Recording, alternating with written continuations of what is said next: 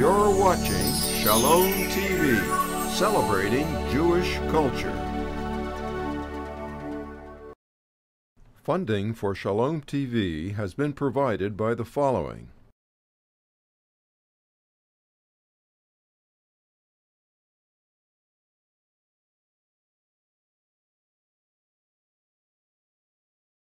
And by viewers like you.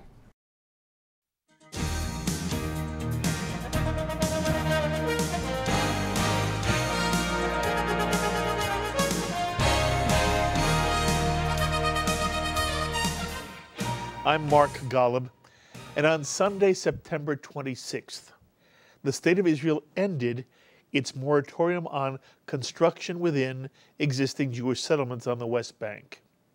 Israel had initiated this construction freeze as a conciliatory act and as a gesture of good faith in an effort to encourage the Palestinian Authority to enter into direct peace negotiations with the State of Israel. The construction freeze had been strongly supported by the Obama administration, which seemed to make the freeze a precondition to U.S. support of peace talks. And so Israel implemented a 10-month construction moratorium, which meant that no natural building or growth inside existing settlements would go forward for 10 months. For the first 9 of those 10 months, the Palestinians refused to come to the peace table. But early this September, talks did begin in Washington, D.C. between Israeli Prime Minister Benjamin Netanyahu and Palestinian Authority President Mahmoud Abbas, also known as Abu Mazen. And in late September, Mr. Netanyahu publicly stated he thought an agreement could be reached within a year, the time frame hoped for by President Obama. And so the peace talks seemed to be going forward, and the Palestinians asked Israel to extend its moratorium on settlement construction. After consideration, Israel decided that it had fulfilled its obligation and ended the construction freeze. And as we tape this program today, Mr. Abbas is consulting with members of the Arab League to determine whether he will or will not continue direct meetings with Mr. Netanyahu. Well, this issue of Israeli settlements is one of the most sensitive issues in any discussion of peace talks between Israel and the Palestinians, and within American Jewry, there are differences of opinion as to whether Israel did the right thing or the wrong thing, or made a wise or unwise decision by ending the settlement construction freeze. And we'll be paying a great deal of attention to this matter on a series of programs we have for you this week. Israel's Deputy Foreign Minister, Dani Ayalon, a former Israel-U.S. ambassador, sits with us to offer his explanation of why the Israeli government felt it was critical to end the building moratorium. And he also speaks about the speech given at the United Nations by Israeli Foreign Minister Avigdor Lieberman, a speech, by the way, also reported on this week by Gary Gazark in this week's Israel Update. Also this week, you can see a rather spirited debate between two American Jews who come at this subject from very different perspectives, as Mort Klein, president of the Zionist Organization of America, sits with journalist and novelist Thane Rosenbaum of Fordham Law School, and each of them are extremely articulate for their respective positions. But right now, we'd like to show you a meeting conducted by our own Alan Orich, who visited the Israeli consulate in New York City to sit with the Consul for Media Affairs, Joel Leon, to talk about some of the critical issues that prompted Israel to end its moratorium on construction within existing settlements. Here are the comments of Joel Leon. We showed good faith for 10 months and we were waiting for the Palestinians. So at the beginning, the Palestinians saw the freeze of the building in the settlements as a joke. They even didn't thought it's something very important. And 9 months afterwards, before the end of the moratorium, they were telling us, okay, listen, it's very important for us that you continue to have it. So for 9 months, nothing, and then at the end they are coming. So we see that we make our gesture. We made our opening to the Palestinians. We showed good faith. Now we are waiting for the Palestinian side. In 13 years of negotiations, we all the time showed good faith. We are the one who pulled out from a big part of the West Bank. We are the one who pulled out completely from the Gaza Strip. We are the one who gave Hebron a special status. We are always the one who are giving. So now we are waiting from the Palestinian side to see something. Consul Leon was asked whether the moratorium could have been extended a little longer, to which he replied, you know, it's like in a joke. You say 10 months.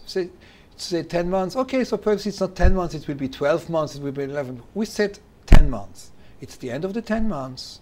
So please, come and be serious. Do you want to negotiate? We are here. Be serious with us.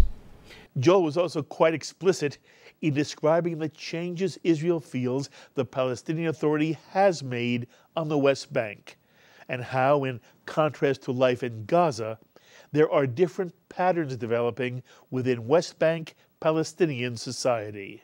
We have in the West Bank a very good cooperation with the Palestinian leadership. We have an economical cooperation. We are trying to build together from the ground up a Palestinian economy. We are trying to work together on the security level. We are working very, very good together. I mean, if you see how many roadblocks we have lifted there, if you see what happened, and also on the case of incitement, you have to see what's happening in the West Bank and what's happening in Gaza. Gaza is another story. Gaza, the incitement is continuing. Gaza, the incitement is on TV every day, and we will have to solve this problem also, but perhaps together with the Palestinian Authority. But right now, if you see the official TV of the Palestinian Authority, you won't see what you have seen 5 years ago, or 6 years ago, or even 3 years ago. So let me clarify. So you'd say that the press outlets, broadcast and print, and the educational materials and textbooks of the Palestinian Authority itself in the West Bank, not in Gaza, we would find them to be demonstrably less anti-Semitic now than they were 5 years ago? They changed, yes, they changed. With the help of the Europeans, of the Italians, they were involved in this, they changed. So a Palestinian school child in Ramallah has a map in his classroom, and the map shows Israel on the map? I don't know. I don't know. I never was in a classroom in Ramallah, so I cannot give you the answer. Because what you are talking about what happened in the time of the second wave of violence against Israel. Right. You're talking about 5 years ago, 4 years ago. I don't know what's happening today. Right. I know that the level of incitement came very, very down in the West Bank, while in Gaza, the Hamas, the terror regime of the Hamas, is continuing to higher the level of incitement against Israel. We are working together with the Palestinian Authority to have less incitement. We are working together with the quartet, the World Quartet, in order to have less incitement in the Palestinian territories. We are working together with the security forces. General Dayton is doing a great job. The American General Dayton is in charge of rebuilding the Palestinian security forces in order to have them not as combat forces, but as police security forces. So things are being done in the fields, on the ground. And that's what counts. If you see that the Palestinian Authority has a growth of almost 8%, economical growth, which in a world of a crisis, you don't understand. You know that you have now a stock exchange in Nablus? You know that Jenin, which was the capital of terror, right. Jenin has now a huge mall where tourists are coming to this mall every week. Every Saturday, Arab Israeli tourists are coming to this mall, and German tourists and Swiss tourists are coming to this mall. Speaking of the Europeans, so you mentioned that the Europeans from the quartet are getting involved in the process of making the textbooks less anti-Semitic? I know that the Italian are involved in this. I know that every country took upon itself to do something in the West Bank. If you have, the United States are dealing on the field of security. The Germans are dealing on the field of police infrastructure, judicial infrastructure, and all these kind of things. The French are building industrial zones. The Italian, as I said, are more involved in the process of education. So Tony Blair is directing the whole thing. So things are working. It takes time. It takes time. Joe Leon also stressed the way in which Israelis hope negotiations between Israel and the Palestinians will proceed. We are all the time trying to find a solution with our Palestinian neighbors. We're all the time trying to find an agreement. Now, we are differing in Israel about the ways to achieve this agreement. It's not that somebody wants war or somebody wants peace. We all want peace. The only thing is, which way do we take, which path do we take to achieve this peace? Now, the Israeli government reiterates a couple of times that security is one of the basic elements of a peace agreement with the Palestinians. We are talking about a demilitarized Palestinian state. We are talking about a Palestinian state for the Palestinian nation and a Jewish state for the Jewish nation. So we have the things underground. We are talking of the end of the conflict, end of claims from both sides. So we are building an agreement which is something else. It's not the Oslo process. It's something new. It's something where we came to the table and we told our Palestinian partners that's what we want to achieve. It's not a precondition. It's what we want to achieve at the end.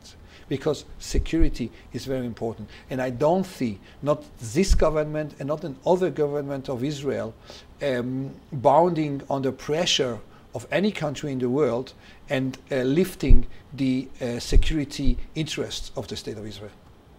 Finally, Joe Leon was asked whether Israel's decision to implement the 10-month construction moratorium was its own decision, or was Israel pressured into it by the American administration? It was a unilateral step of the State of Israel taken to show goodwill. So we showed goodwill, waiting for our partner to show his sides of goodwill. We said that it is a framed 10-month moratorium. We said it from the beginning. We never said that we will prolong it or not prolong it and so on. And it ended. And if President Obama were to suggest or demand it again, do you think there'd be another one? We will listen to him and we will see. But it has nothing to do with Obama. It has nothing to do with President of the United States of America. This is just what Israel feels is the best. It was a step of Israel to show the goodwill as we eased the life of the Palestinians in the West Bank. And that was our meeting with Joe Leon, Consul for Media Affairs at the Israeli Consulate in New York City.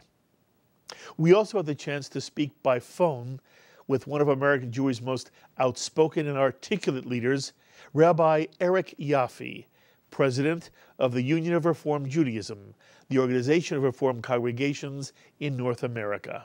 And we asked Eric to share his thoughts in response to Israel's decision to end the construction freeze within existing settlements.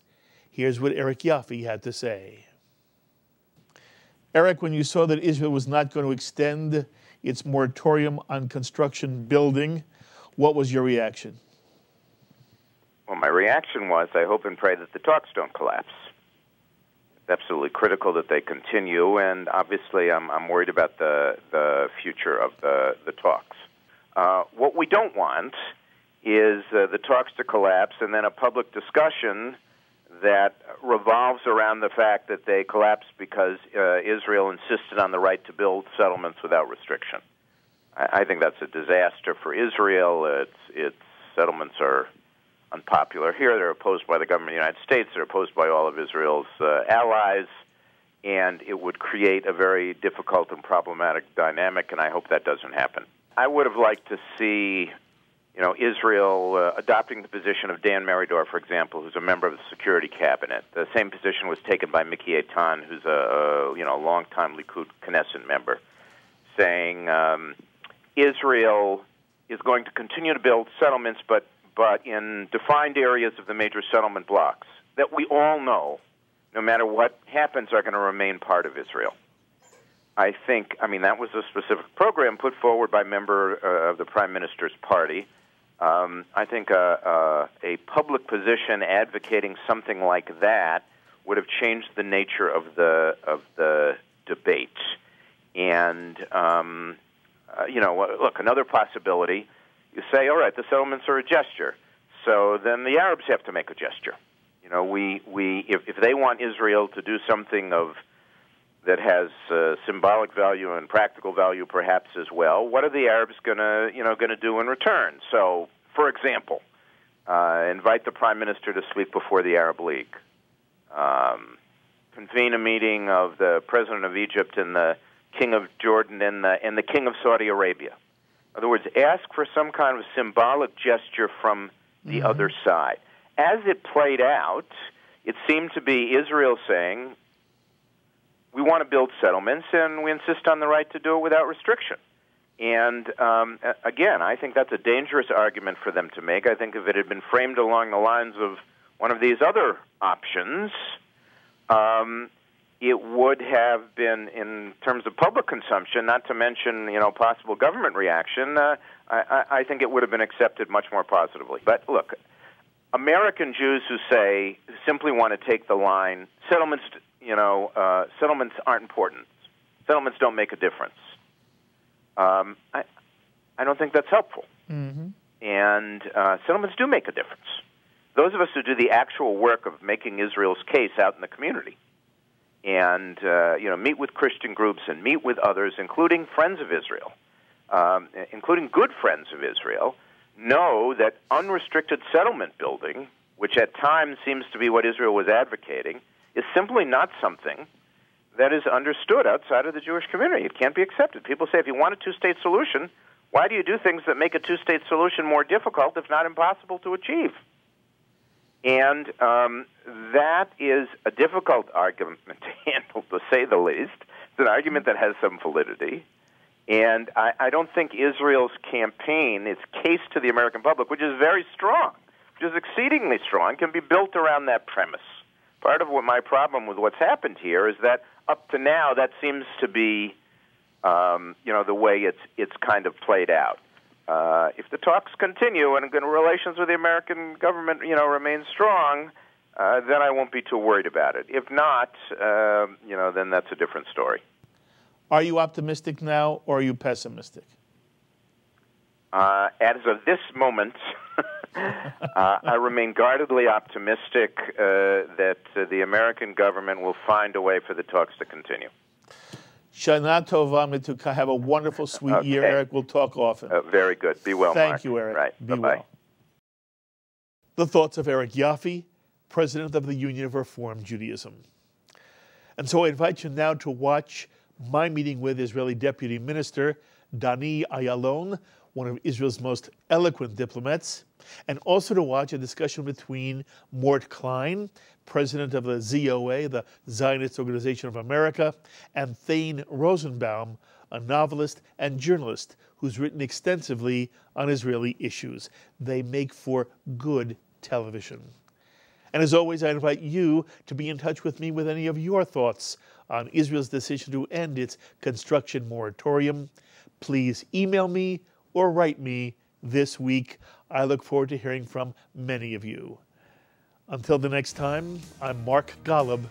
Be well, my friends. We would be pleased to send a complimentary DVD of this program to anyone who can send a tax-deductible contribution of $36 or more to the nonprofit organization Jewish Education in Media to help support our programming.